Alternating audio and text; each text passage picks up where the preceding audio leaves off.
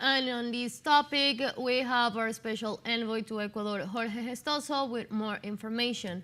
Hello, Jorge, do you hear me?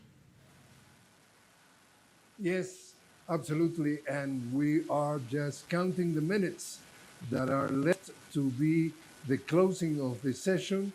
It's 5 o'clock, the closing of the polls. We are talking about less than an hour and a half from now.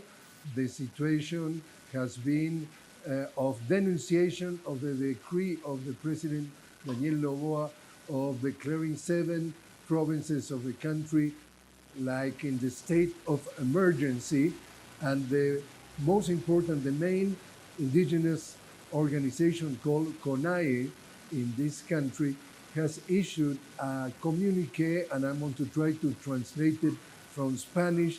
That was how upset was the reaction. It says, Noboa declared a supposed internal commotion in provinces where the votes are not favorable to him.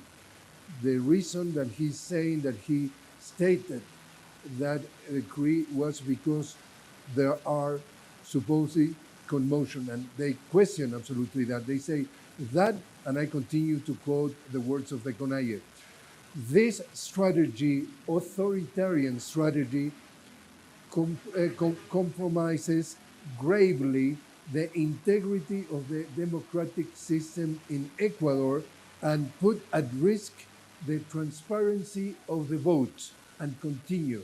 It says, Noboa wants to grab the elections with the beneplácit of the National Electoral Council. We refuse this maneuver anti-democratic.